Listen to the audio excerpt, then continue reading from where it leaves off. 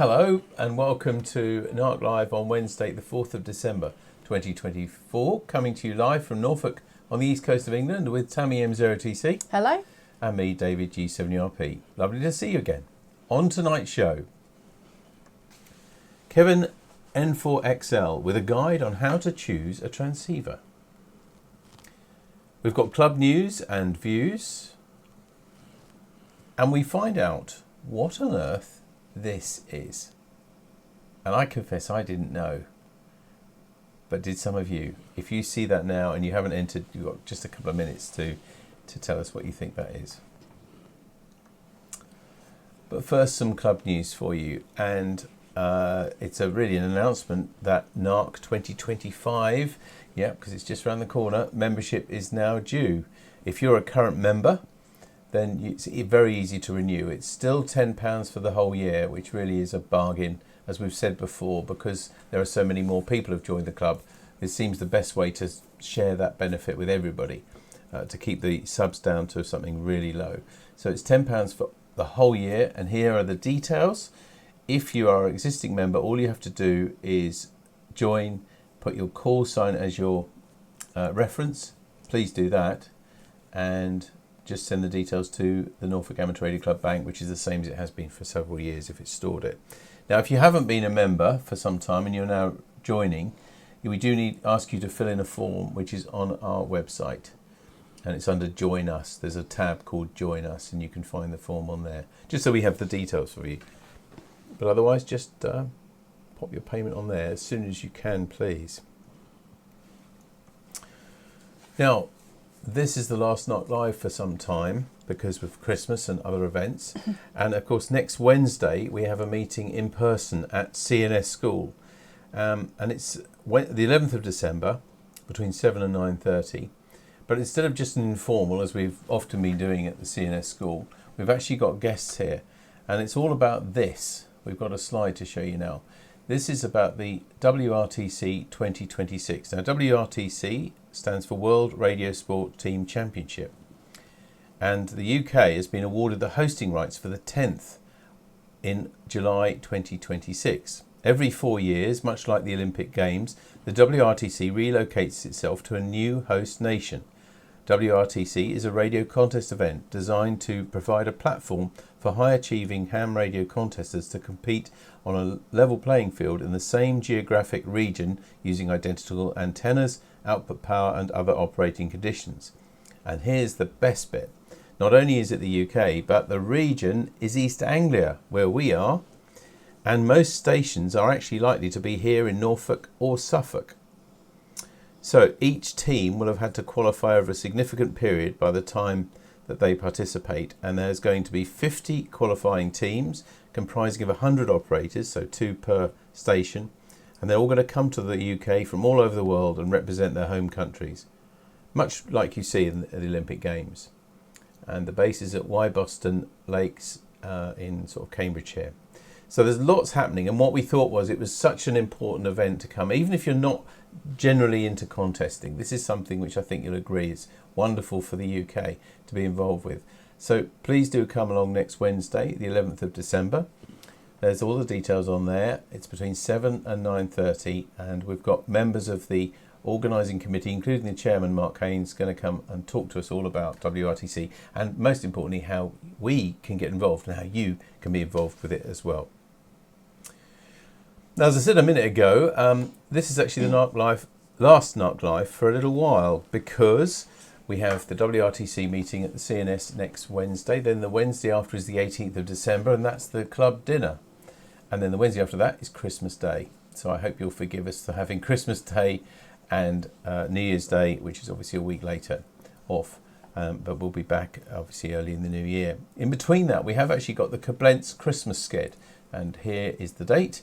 And it's always especially nice, the Christmas Sked, with our friends in Germany, our twinned town of Koblenz. And that's on the usual time, 10 o'clock, 7.123 megahertz.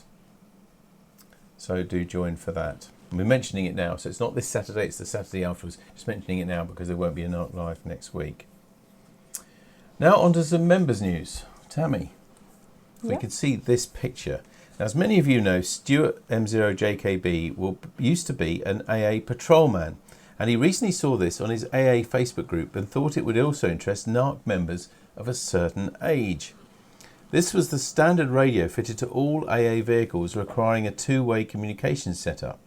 The control unit was dash mounted and the main power pack was mounted either under the front passenger seat or the rear of the van if there was no room under the seat. Cars had the main unit in the boot. Isn't it amazing to think how technology has moved on? This was introduced in 1963 and it was the first VHF mobile radio telephone with an all-transistor receiver, which was also retrospectively fitted to the Pi Vanguard.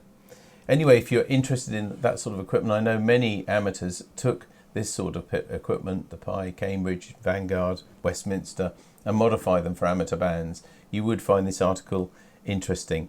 And I've also will include it in the newsletter this coming weekend as well, so you can look at details there. The output power, by the way, is only 7 watts. Look at all that size of equipment and everything. That massive box, really, just for 7 watts. There was a waterproof version for motorcycles as well, apparently as well. Okay. Now, this next article, we've been arguing between us which one of us saw it. I think it was Tammy.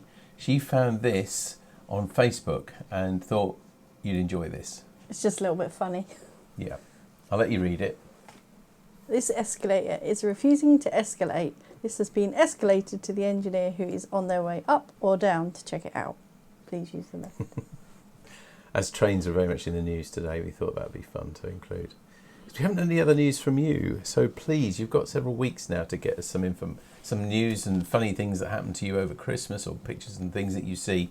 Please do send them to us in the usual place, radio@dcpmicro.com. So you've got several weeks, but we would love to hear from you. And if they're appropriate to put in the newsletter, I put them there. Or if they're better to show on NARC Live, or as appropriate to put on here, then obviously we show them here as well.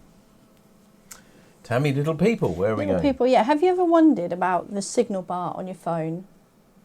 Wondered, it's very low, generally, at the moment. You ever wondered what it's really like? Well, it's actually an evolution of technology. Oh, Neanderthal. Hmm? Is that really what it is?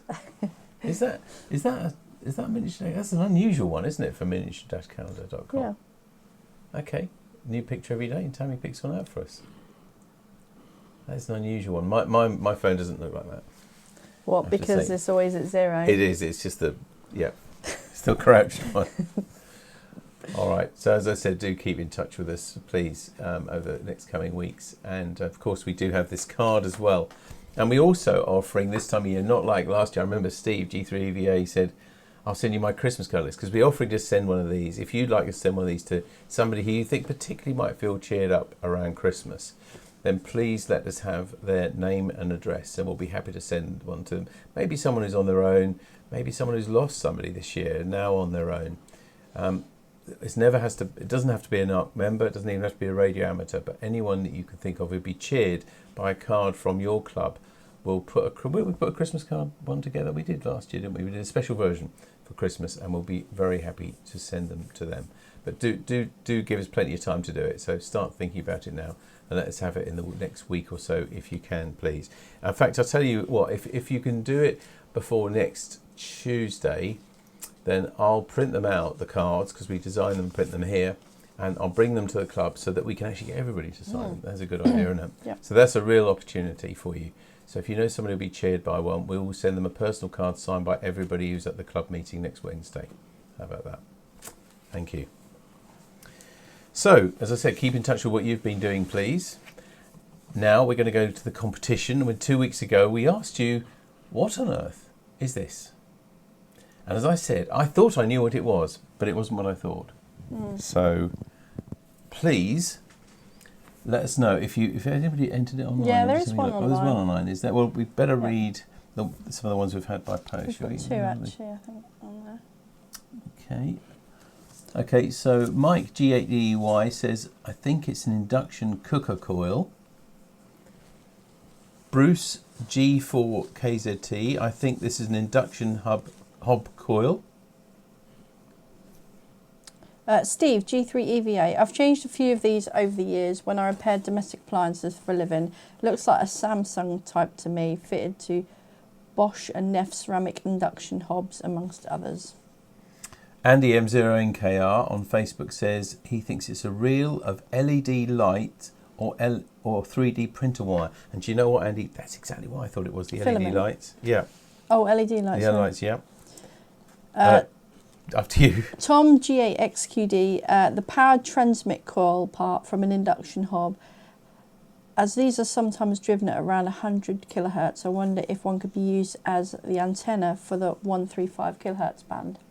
Colin M0GMK says, I think this week's object is a heating coil for an induction hob. Would it also work as a loading coil for an antenna? Same sort of idea. Bob GASTU, my guess is the object is an electric magnet or speaker coil. Martin G7UGB, I remember trying to repair my mum's induction ring a few years ago, which was unsuccessful, but I think the mystery object is the induction heating element from an induction hob. Martin G6WNN, I think the current what on earth is an induction coil element off an induction cooking hob. Paul 2E0NXL says, a very big wild guess on what on earth is. It could be a big roll of LED lights or a big roll of solder remover ribbon. Of the braid, yes, I get that, yeah. Daniel 2E0JNW, the mystery item seems to be the coil out of an induction hob. I'm sorry, but brand and exact model elude me. And Mark 2E0YUU says, is it a coil from a metal detector? It's really a tricky one, he says. Well, what do you think it is? The answer is, it is... It was out of this particular yes. hob. M0KKM sent us this picture of the hob that he replaced. It's a Logic hob, that is. So whoever, did somebody guess the brand? I don't think they did. But anyway, that's really good, I think. I'd never seen one, and that's probably why I never guessed it. I thought it was a roll of LED lights, like a couple of people said. Anyway, thank you very much for all of those of you who entered. Now we've got a tricky one, because you've got a few weeks to think about this. You should be able to work it out. Yeah, that's right. Yeah, but if you've done engineering and stuff like that, that's all I can say. Because that's what I'll get hit. I need to tell you. That's all I'm getting looked at now. Anyway, what on earth is this?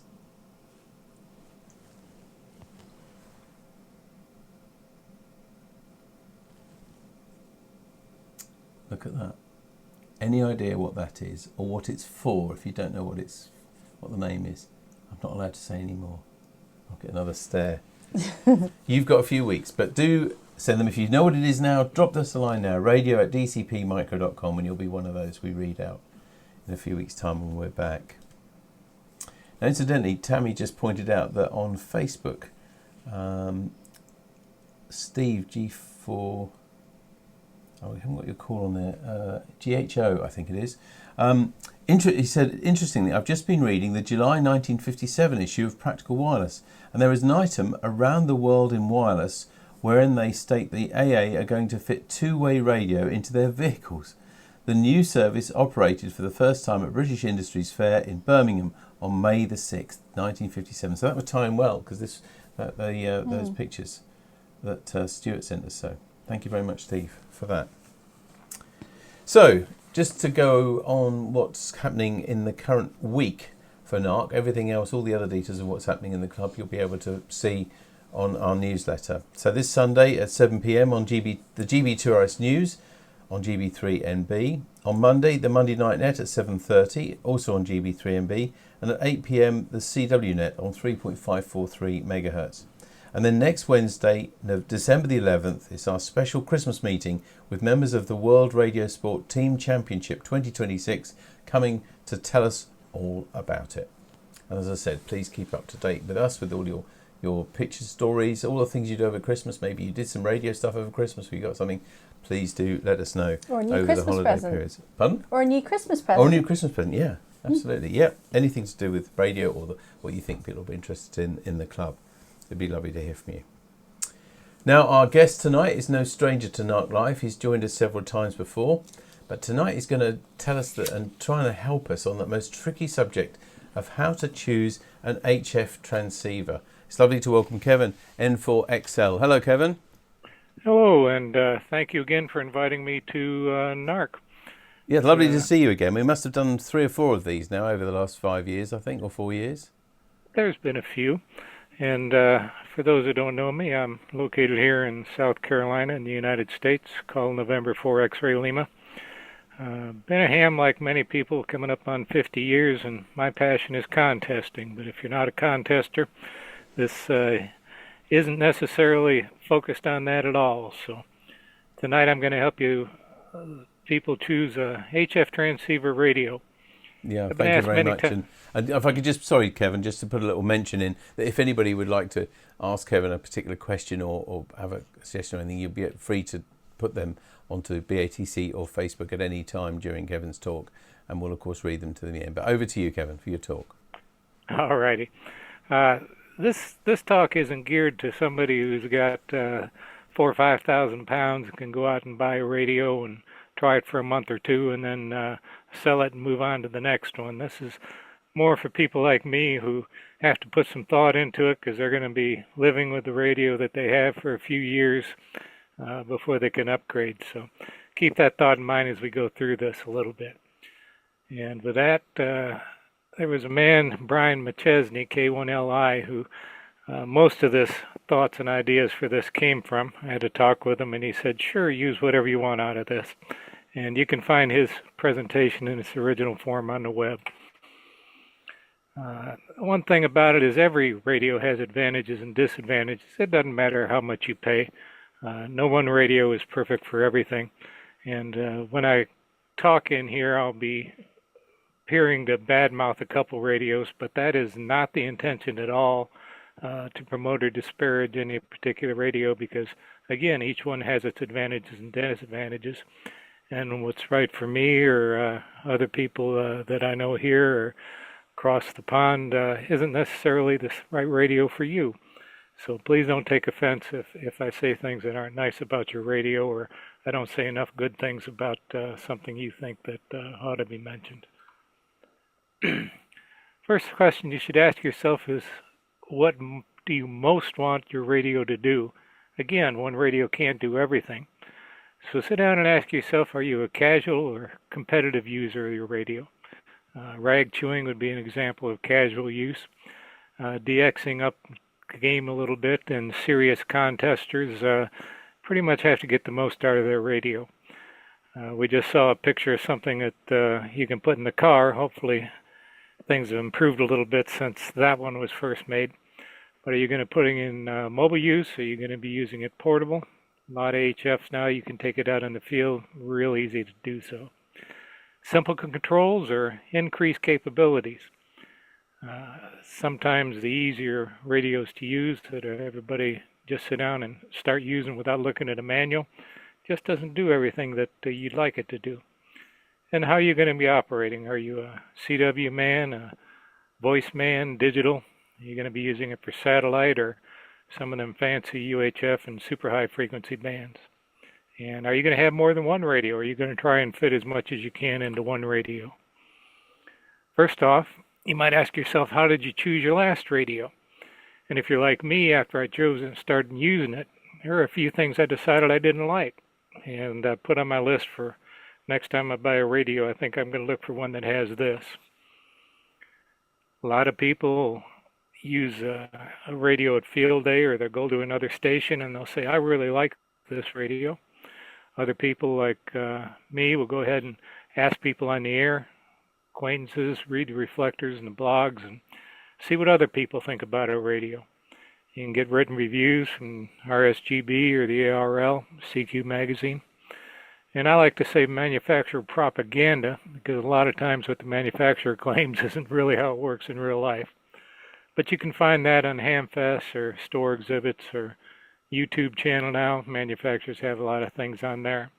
Or you could have previous experience with a brand or earlier model and think the newer improved version is better. First off, everybody will look at a receiver. The old adage, you can't work them if you can't hear them, comes to mind. However, although important, radio performance isn't the only consideration, and that statement right there kind of sums up where we're going for a lot of the rest of this discussion. Take a look at your interface. It'll be what you put between your radio and the logging programs or your radio, and you may have to have something external to do digital modes. Ease of use, the initial setup. Sometimes you sit down and you look at a radio, it can be pretty intimidating. And one of the first things you got to do is break open the manual and figure out how to set it up. Or if you're like me as a contester, I always kind of preach when I'm talking contesting. If you're trying to make a contact in just a few seconds, everything has to be second nature to you. You don't have time to work down through a menu system to get to something. So is it efficient on the air? Then what's your happiness factor? Do you like to operate that radio, or is it a pain in the butt? I know people who've bought radios. Man, I just talked with a few months ago, as a matter of fact. He bought some of these newfangled radios that everybody touts about, but he's got fat fingers, and some of these buttons are pretty small. So he just wasn't happy using the radio, even though he liked how it operated. And there are intangibles. People say, I'll never own a Kenwood, I'll never own a Yaesu, I'm an Icon man. It looks cool. At one time, I wanted a Yaesu FT920 just because I liked the way it looked. A lot of people don't like to admit it, but sometimes it's just bragging rights, and they got the latest and greatest. Or you may have some special needs. TS590s, for example, I hear a lot of blind people saying that it's a fairly easy radio for them to use that performs well. So they'll gravitate to the TS590 and the audio features on the inside of it to help with their handicap.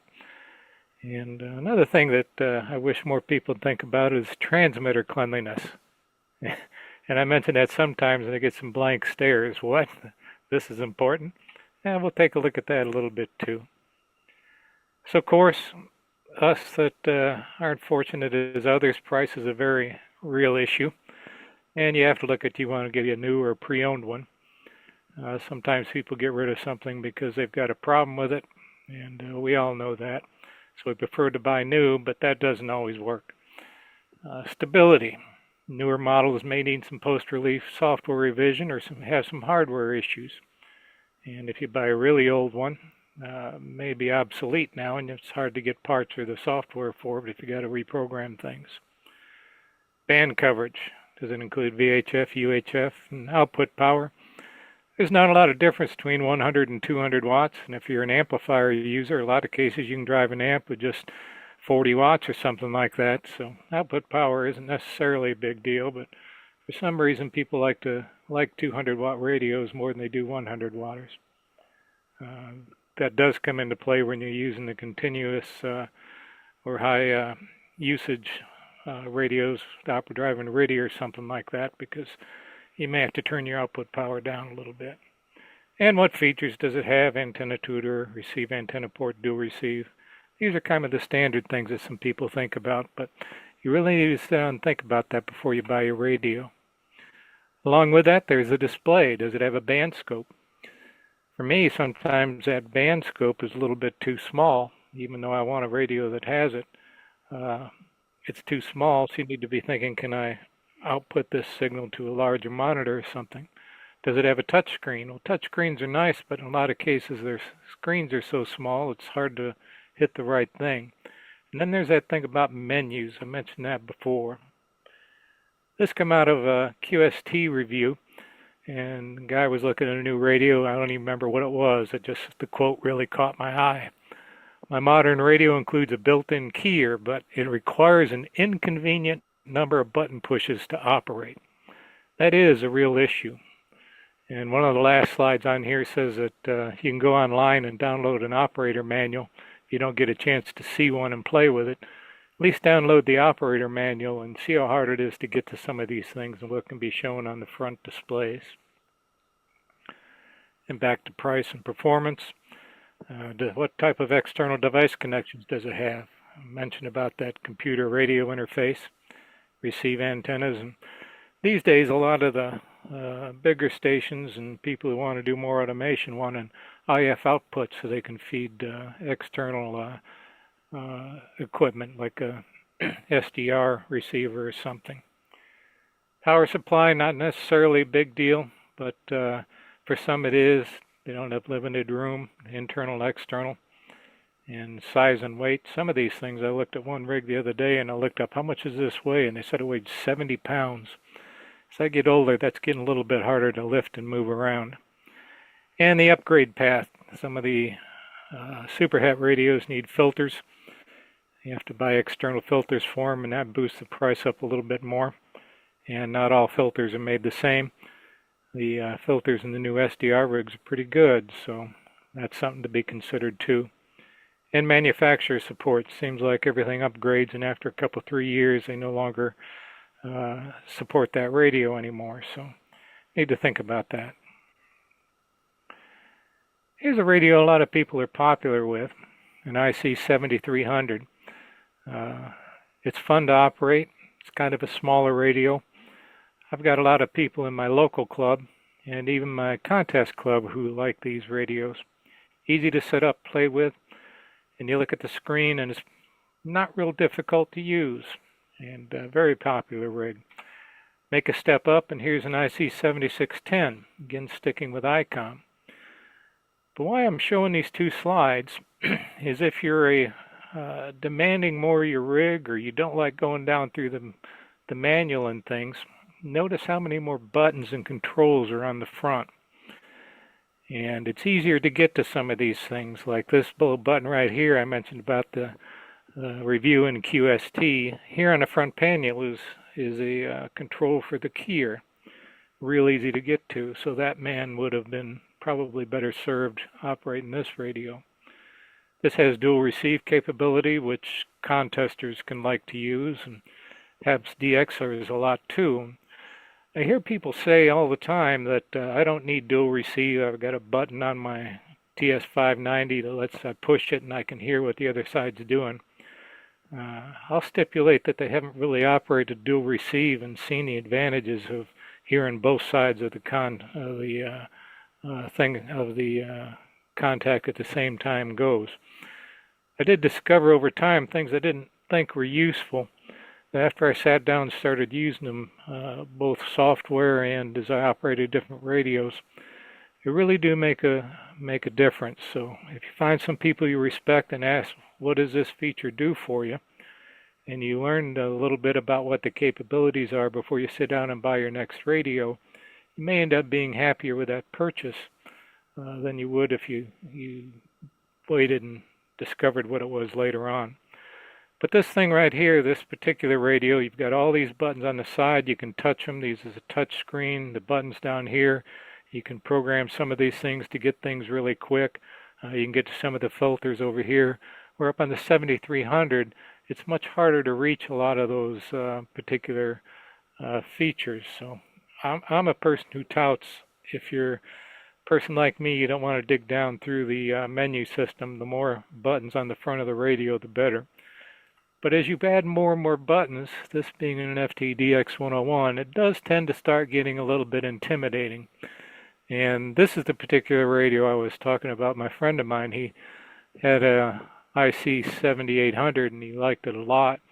And then people kept talking to him. He's trying to develop a contest station, that this was a great radio, and he bought it. And he just doesn't like it because of the menu system. And all those little buttons are hard for him to push and find while he's contesting, so he ended up getting rid of this and moved on to another radio. He's going to eventually buy a ICOM 7851. He's trying to save up some money for that. So that's an example of what it can be. And if you're just a casual user and you plop this radio, the big one, Yaesu, down on your desk, you're probably going to get a little bit lost and feel a little bit intimidated. I've known people who've bought rigs like that, and even a 7610, and said, that's more radio than I need, and they end up selling it and going back to something like the 7300. So don't let the people say, you got to have the biggest and bestest push you in that direction. Sit down for yourself and decide what it is you want your radio to do, and then find a radio for your choice. And when you compare the two, it's easy to see why somebody would be intimidated by popping the monster at the top down a little bit.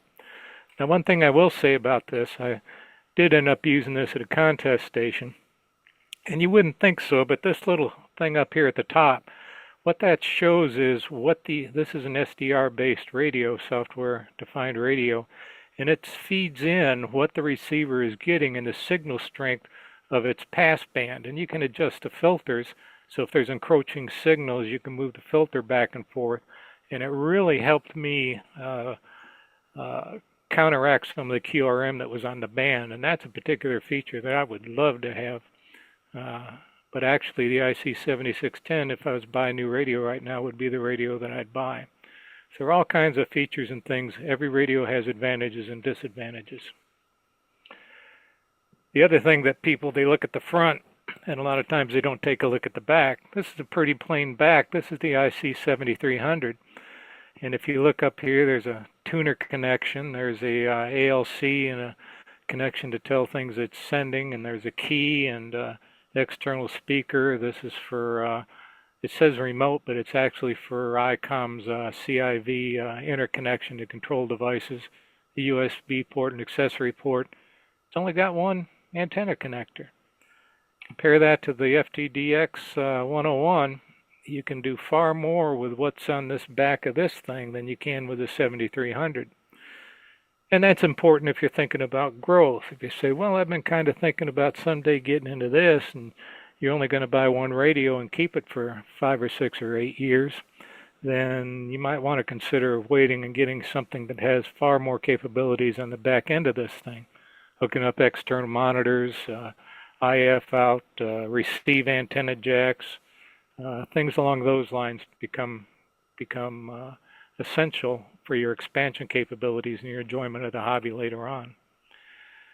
One thing that does make a difference that I hadn't thought of initially, I run TS590s here, by the way, which is a fairly old model, and I don't like to reach over and fiddle with the radio through a menu or fiddle with the buttons. I got to reach across the desk to do that.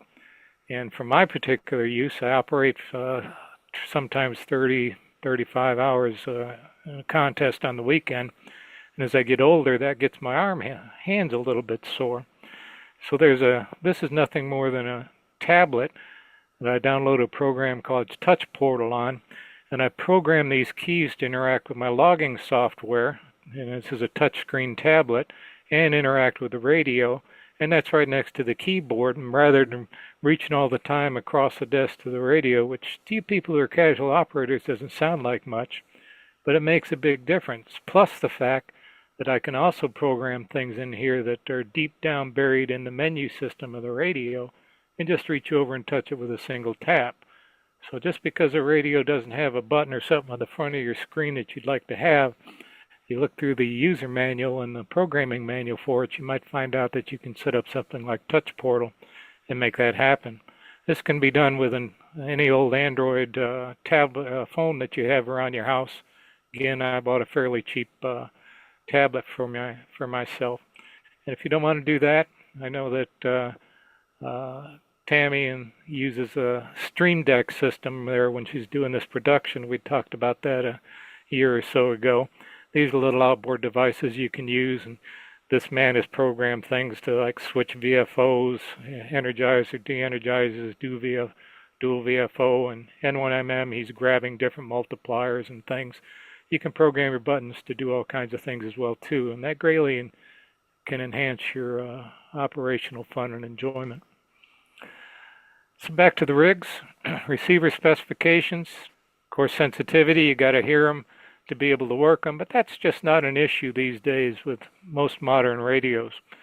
Any radio you buy is going to be sensitive enough, and that's been true for probably 30 years. Band noise is becoming a limiting factor, or these days QRM from external noise generators and things like that. Selectivity or filters, sometimes you need those mechanical filters to add, like we said, but the newer rigs have DSP. They've really come a long way. I used to think INRAD filters were the only way to go, but since I've been using rigs that have come out in the last few years, even my TS590 from 15 years ago, there's very little problems I notice with this filter, and I can bring it all the way down to 50 hertz. And I think that's the way to go these days. Distortion in a receiver. Audible junk created by overloading, and we'll talk a little bit about IMD in a bit. That's a real problem in the receiver specifications, and SDRs help in that area of operation as well. something that many people don't think about, and it's not a problem for casual ops or people who are on just a few hours on a weekend or maybe a 1 hour contest in a week or something like that, is listening fatigue, how it sounds. A lot of radios are rated like one of the things that Brian had talked about when he made this other main slide projector is an ICOM 751 was rated at 2 watts output audio. But when you looked at the specs, that was at 10% distortion. And you had to go down to about 2 watts instead of the 10 to meet the specifications where it didn't sound distorted coming out of the audio thing. So that's good where it's good to get on-air reports or use one yourself and see what it sounds like.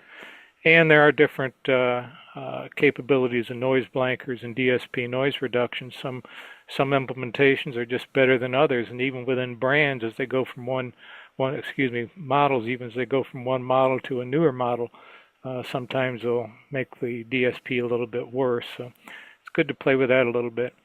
I used to not use DSP noise reduction at all until lately, the last few years. I found out that they've made such improvements in it that it is now worthwhile. So if you're harboring the thought, oh, I don't need that stuff, and you haven't used it for 15 years or so, you might try some of these new rigs and find out that it does help you pull signals out of the mud a little bit.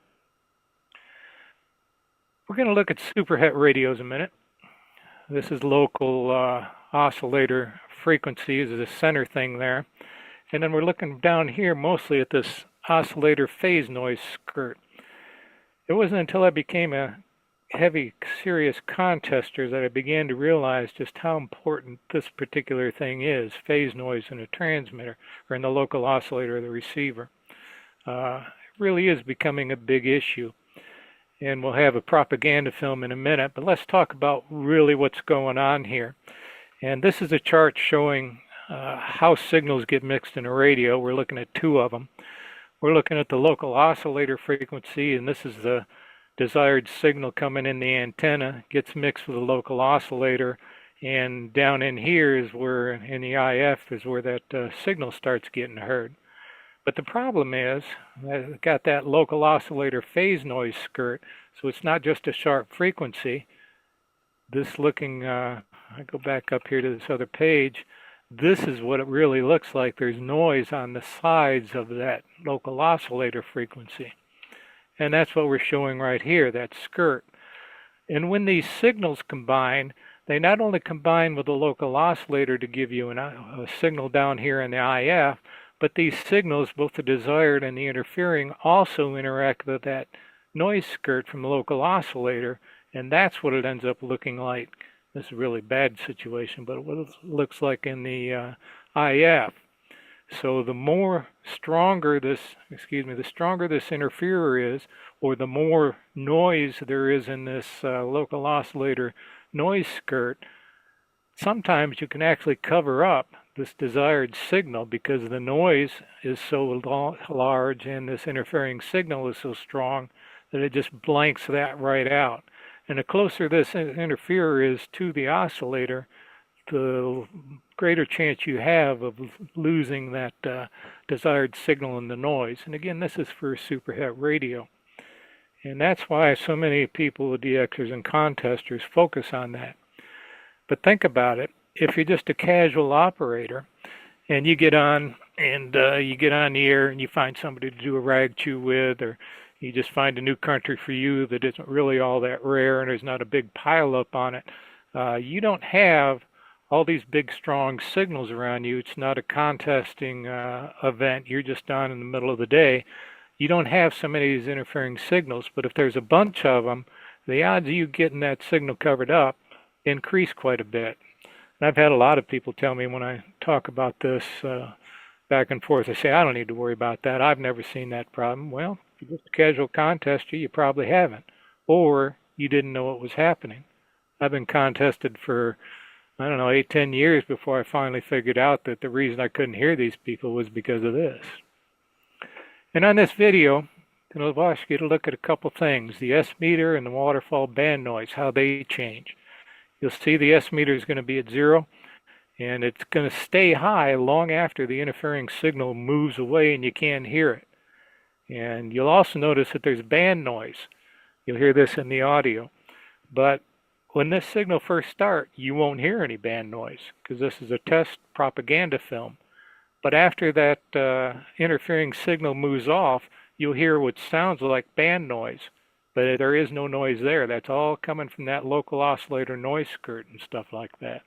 So pay attention to that, and you'll see why having a very quiet local oscillator in your superhet radio without that phase noise is really important.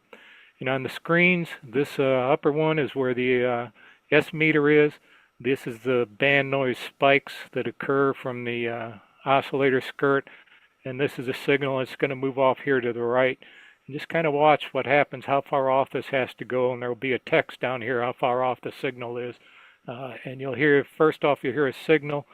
Then you'll hear this interference come in, and they're going to move the band, the interference signal off. And just watch how far it goes on the 7800 and the 7851 before you can hear the upcoming signal. Again, this is ICOM propaganda.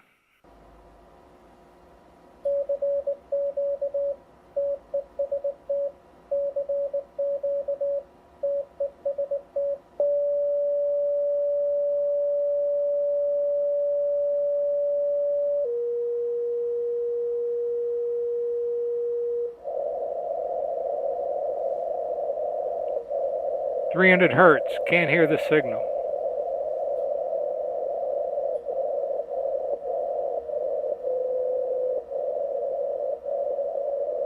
Kilohertz, just barely beginning to hear the signal. 2 kilohertz.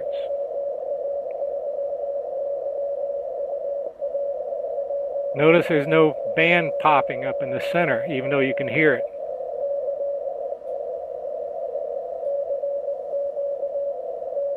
5 kilohertz.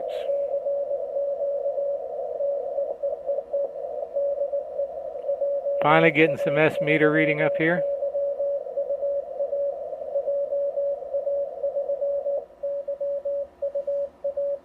Goes away.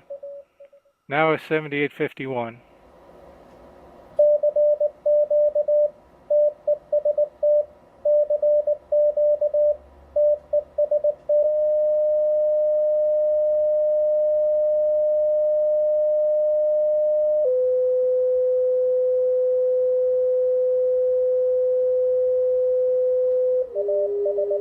.200 hertz, I can copy them fine. 300 hertz, everything's fine.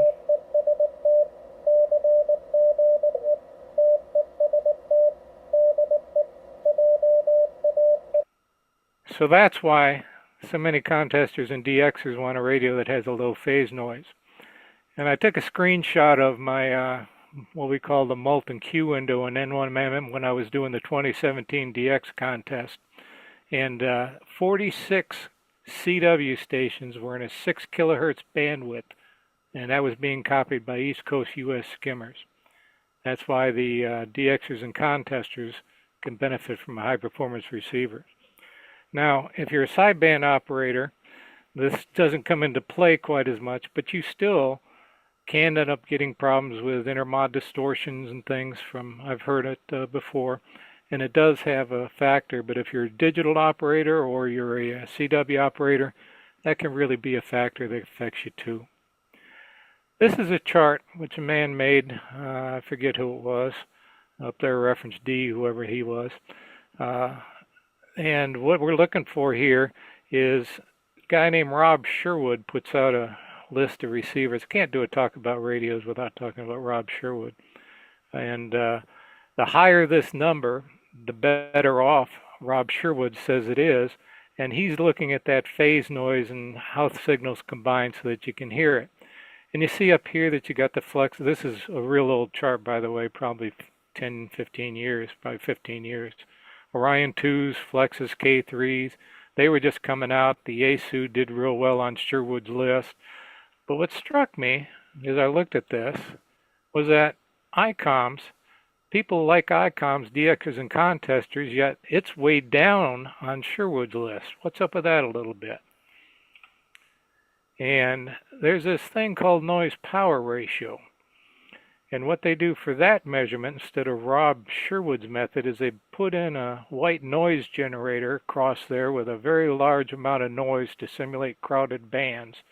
And then they put their signal down here, and they drive a notch down until they can just barely begin to hear that signal.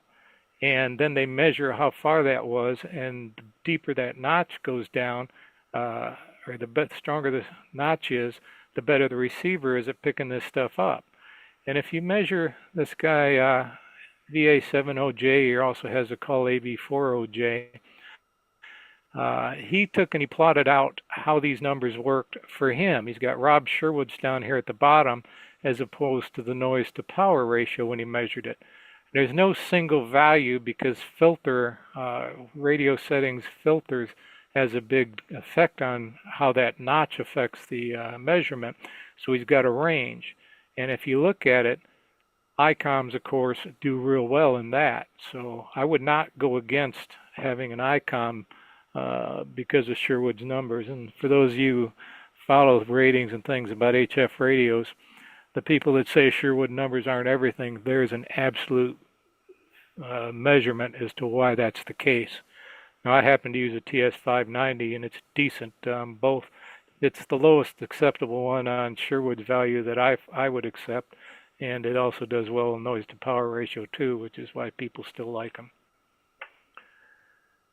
Got to talk about software-defined radios a bit. This is from a man named Andrew Barron's at L3DW. He put out a book about SDR receivers, and in his book he says why is digital better, and these are some of the things he says. They have less interference because DSP circuits are used in them, and they don't have that phase noise issue that plagues superhet receivers. SDRs minimize the use of analog circuits, so that reduces distortion that happens in just about any audio or RF amplifier. You can get decent DSP technology. It's come to the point where filters perform very well now.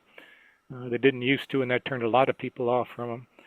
And he puts a paragraph in there about cost versus performance, and he justifies why he thinks SDR receivers are good. And I kind of summed it up to say, well, take a look, if you will, at the cost of an IC 7851, which we just heard it had a very good low phase noise, but that's a $10,000 radio, $11,000 radio. I'm not sure what that is in pounds.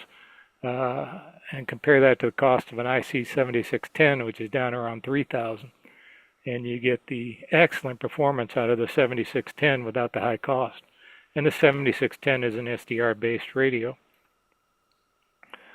We talked about listening fatigue. This shows a graph of a K3. I think this is a 756 Pro. We were talking about the audio distortion. You had to drop the audio level down to almost 2 watts to be able to listen to it. So you need to make sure you have a good audio stream for that radio.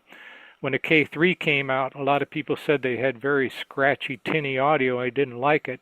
And if you looked at a spectrum display, this is going up in frequency, had all this extraneous noise that really didn't need to be there in the amplifier.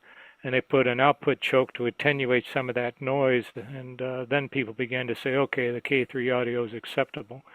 But I knew a lot of people wouldn't buy a K3 because it just was too tinny and it got their ears tired and gave them a headache. So they wouldn't buy a K3 for that reason alone.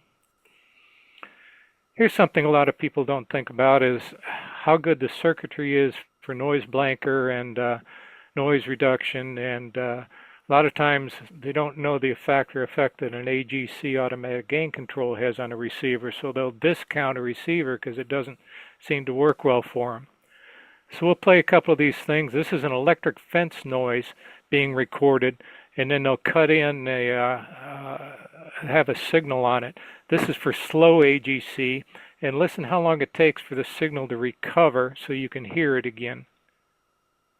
Uh-oh, I got to blank out of this. There we go.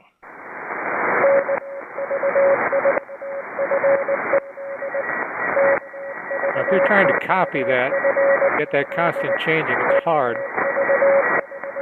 And listen to this weak station coming up.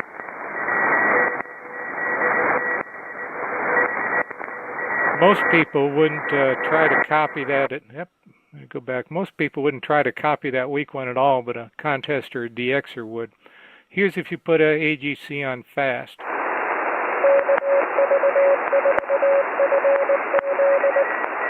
Same interference, but it's real easy to copy.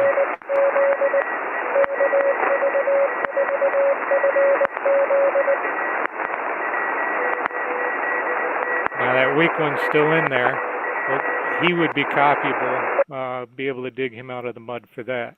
So when you evaluate a receiver, take the time to look at it for slow and fast AGC, and many rigs have the ability to tailor how that AGC, when it takes effect, and whether it's slow or fast, and vary the time frames in each of them.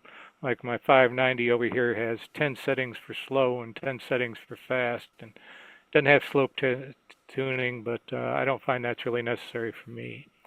And along the same lines, you can get DSB noise reduction for atmospheric noises and other noises around, and noise blanker circuits really make a difference in cutting out some of the noise sources that you have around your house or vehicles going by or things like that. In an SDR, that desensitizing doesn't occur in SDRs, AGC, so that's a very useful feature. In a waterfall feature, you get to see those band scopes and things we'll see in a minute. Really makes a difference. And SDR software offers integration with your logging and your digital software. We'll look at one example of that a little bit later.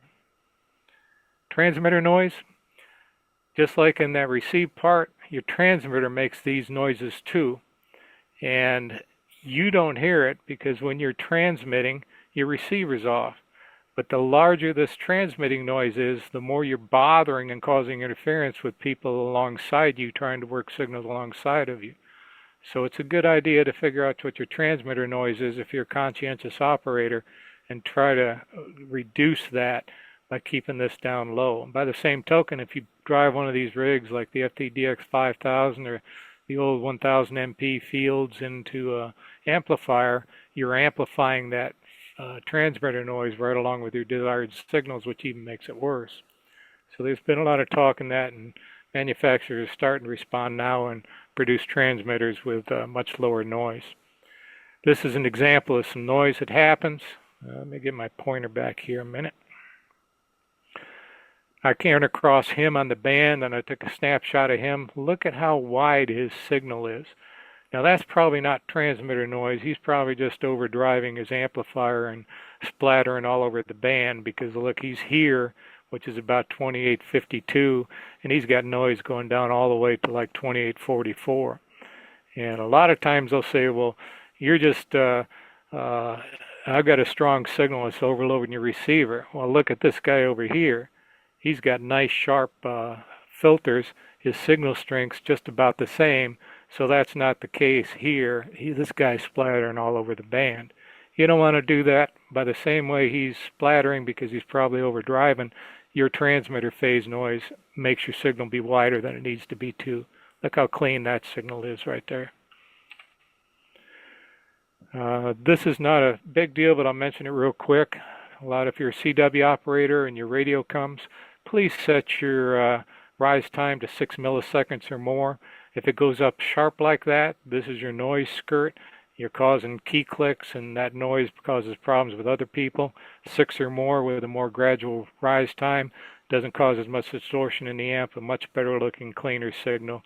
You won't be distorting other people. So if you get a new rig, some of them come set at 1 to 3 milliseconds. Go in there and change that thing. With an interface with a new radio, choosing it, do you have to have an interface with all these extra connections and everything, and buy an extra box to interface? Might not be worth something. Rigs these days, a lot of them have one USB cable or maybe 2 connecting to a computer, and a lot of the interfacing capabilities happen right in the computer or right in the rig itself, so you don't need in many cases that interface box anymore. Ergonomics, if you're just a casual operator, it doesn't mean much. But if you're sitting there and you got to reach over to push buttons on that radio and you're doing a contest or DXing and for many hours trying to do things, that can be very troublesome. So that's why I say, how many buttons can you get to? Put one of them boxes next to you. Do you have to go through menu systems? That means you got to lean over there and fiddle with them buttons for a much longer piece of time. Their intangibles: reliability, what breaks, how often does it break, serviceability, where are the parts coming from, do you have discontinued support, is there hazardous materials on the inside of the thing that you need to worry about. MFJ just went out of business. Some of the other manufacturers did too. What's the distributor longevity? Intangible, you may need a lot of help these days setting things up with the computers and software. Is there a support group or online discussion group for your rig? And we mentioned handicap usability. Superhead radios, far more complicated with all those analog circuits, IF filters and all that junk. An SDR has analog circuits, RF filter and RF amp in this case, and then something called an anti-alias filter. We'll talk about that in a minute.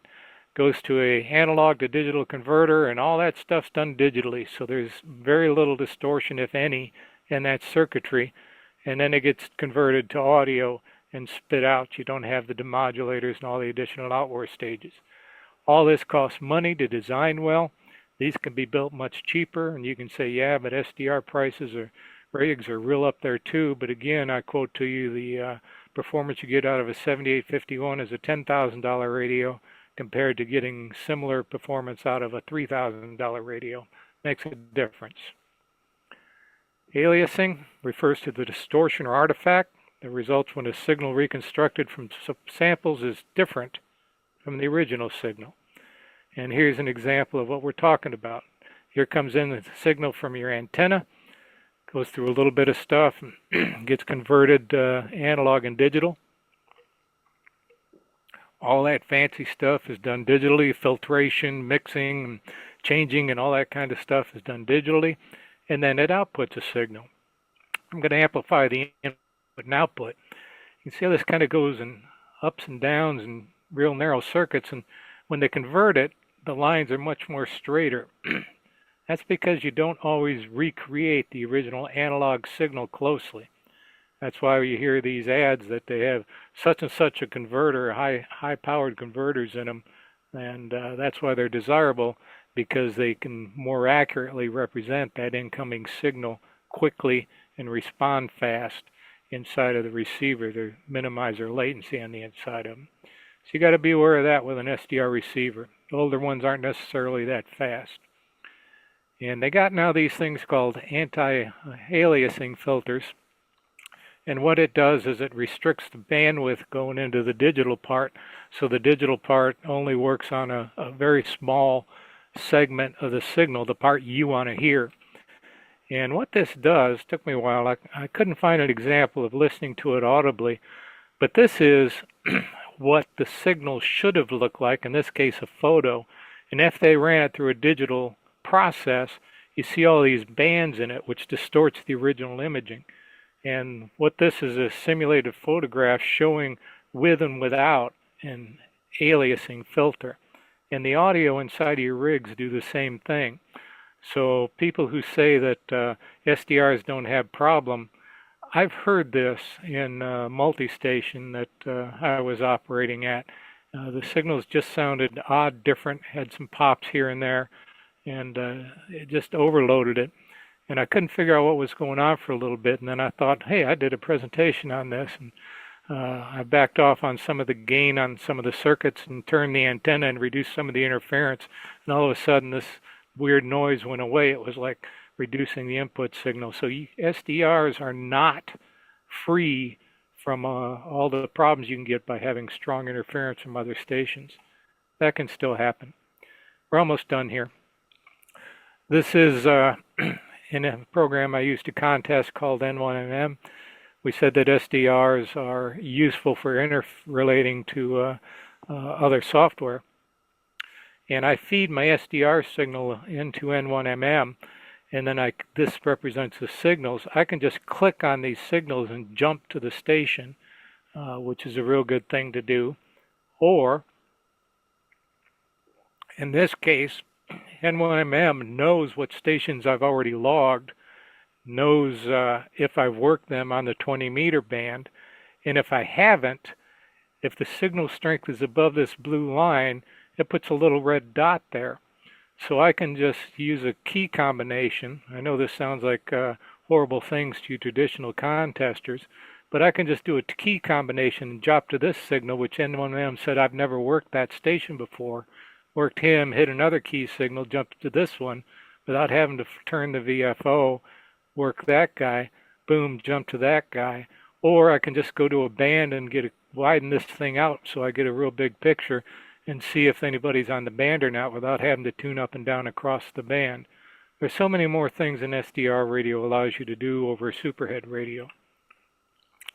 Notice the transmitter skirts, how sharp these ones are right here. This one isn't quite so sharp, and notice that one isn't quite so sharp. That gets back into that transmitter noise that we were talking a little bit about. And there used to be a problem with SDR latency for CW operators. There just wasn't a fast turnaround time. The processing wasn't done quick enough. That's pretty much been fixed in the newer ones that have come out in the last few years. And people are reporting they're doing QSK CW operation up to 60 words a minute, even with an amplifier, probably not that high, but they've solved that latency problems. And the last thing I got to cover, decisions. This is kind of something I learned at work, and I'm sure a lot of you have seen too. What's the best way to put all these variables down and make a decision? Well, you list the parameters you're interested in comparing in this column right here. Then you say it's important. This might be, for example, IMD distortion. This might be the fact that I've got buttons on the front. This might be the fact that it's an SDR radio, whatever. How important is that to you? You rate how important that feature is. And then when you compare it to other radios, how does this compare, like a IC 7610 compared to a FTDX 101 or whatever the case may be, and you multiply them two and you get a number. And after you go down all them things and figure it out for each radio we're interested in, you compare the total numbers, and then you go ahead and put that intangibles in there. Well, they're pretty close, but I really prefer to have that radio, or I just want to try that radio. So those are useful things to do. Again, radio manuals are available online. Look through it before buying. And this is kind of important. Does the radio look intimidating to you? Or do you get excited by what the manual says might be possible? If the latter is there, that might be something to push you over the edge too. Some of the people and places I visited to come up with this. Leave that up there for a minute so it's recorded.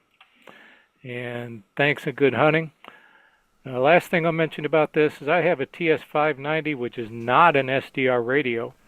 As I mentioned there, it performed fairly well on Sherwood's tests and that noise power ratio, but it doesn't have that band display. But you can go in and added something called a Air Spy for one, and I have an RSP2 dongle for the other, and each of my two TS590s is outputting what it's hearing over its antenna into those, and then I'm feeding that SDR signal into my logging programs. So you can sometimes modify radios to do that too. Are there any questions?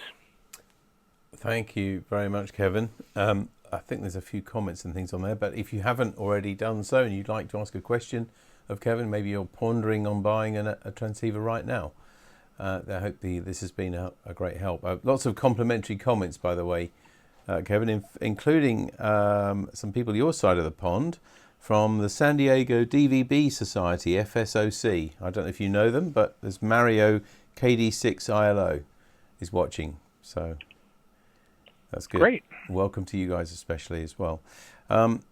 Several people saying, I mean, Paul M1AFQ said it helps to explain a few things for me.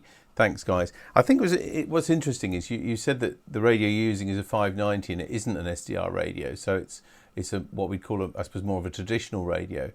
I presume there are some advantages as well with an all analog system. You don't have some of these digital problems that you've mentioned throughout your talk. Correct, exactly.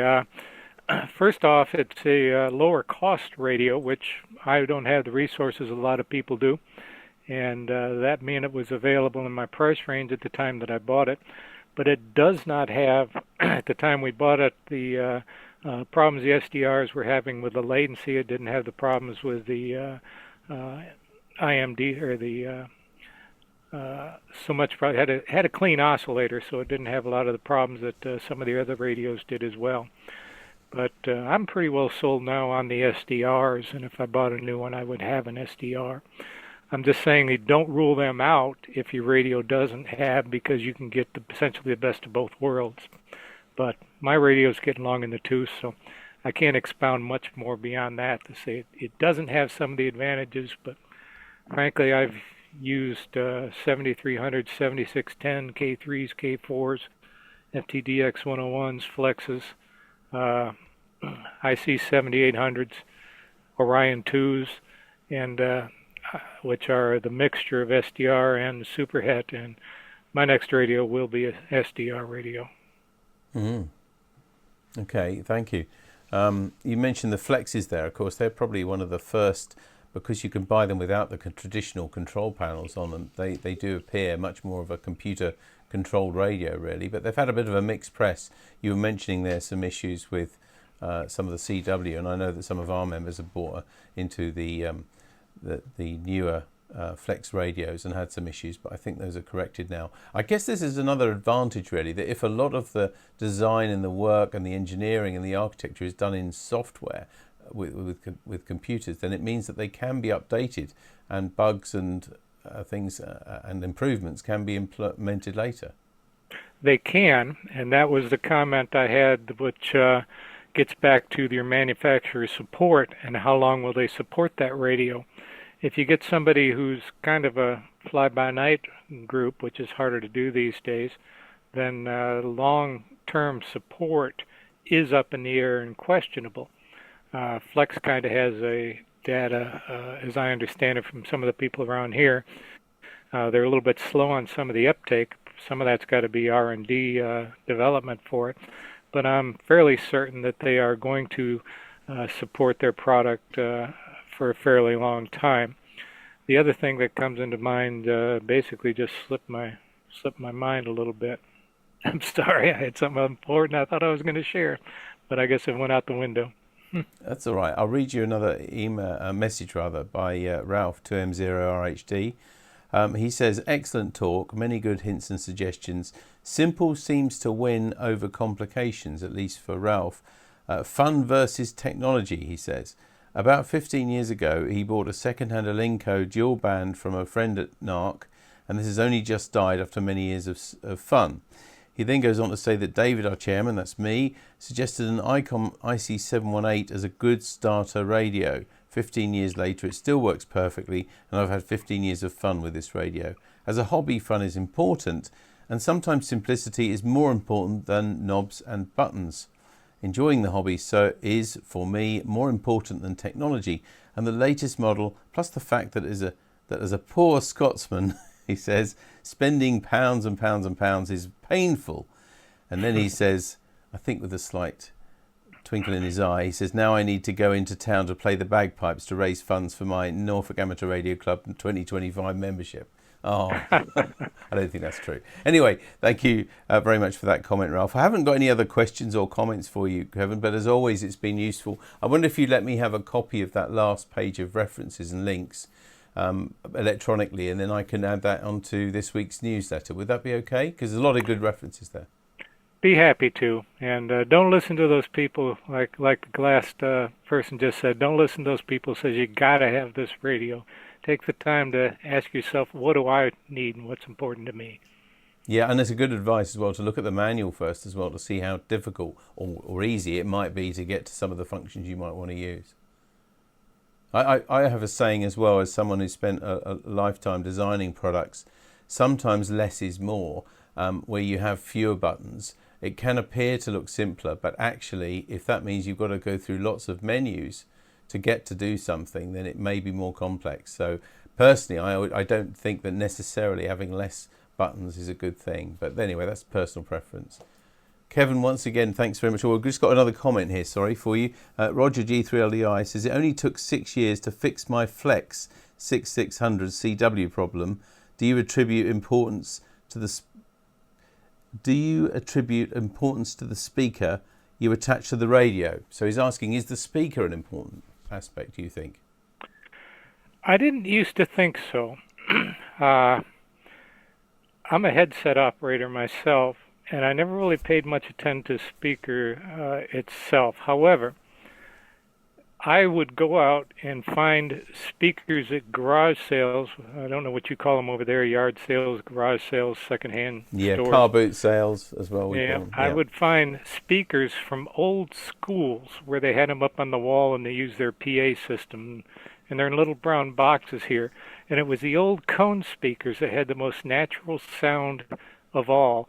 And I bought 2 or 3 of them, and that's what I used to actually listen to sound, because it's not so sharp and hard like some of the more modern stereo speakers and things. And I used to think that was the only way to go, but then I was at a multi last year, and a man had one of those BHI speakers, and he hooked that thing up, and boy, did that sound good. If I ever come up with an extra couple $300, I think that I'm going to buy one of them. So yes, I think that's very critical. So the speaker is important, especially if you're not just using the headphones. Yep. Similarly, having headphones that work well too is extremely important, especially if you're doing what we call button share contesting for 20, 30, 40 hours in a weekend. Things like I'm going to bash a favorite of a lot of people, but things like the Heil headsets, the older ones before they come up with the Pro 7s and things, were really hard on the ears. And then when they come up with the Pro 7s, I like those, but now I bought a pair of Radio Sports, and they're even better than the Heil Pro 7s. So take some time to do some headphone shopping too. You got to be comfortable, and it's more the operator. This is something I got to say. It's more the operator skill you have, be you a contester, a DXer, or just somebody who's rag chewing, knowing how to adjust the filters in your radio to be able to hear that person on the other end, or whether to set your AGC at soft or slow to make up for fading or intermittent. It's more the operator's skill that determines what you can do with the radio than it is the features in the radio. I guess, and that's a really important thing to end on, really, because otherwise, without that, after all, if the computer was doing all the work, then everything would all be the same, and there'd be no skill left, and as Ralph said, then there'd be no fun left. Correct. Lovely. Kevin, thanks very much again for joining us for this very interesting talk. As I said, it's going to interest people, I think, especially if they're thinking about changing their radio. It's certainly given us all a lot to think about. Once again, many thanks, and may we wish you a very happy Christmas too, and we hope to see you again on NARC Live. Happy Christmas, 73. 73, thank you very much.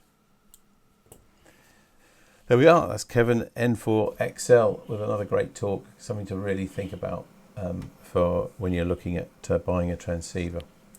So that's almost it for this NARC Live. Just to let you know, remind you of what's coming on this week at NARC. On Sunday, 7 p.m, the GB2RS News on GB3MB. 7:30 on Monday, the GB3MB hosts the Monday Night Net.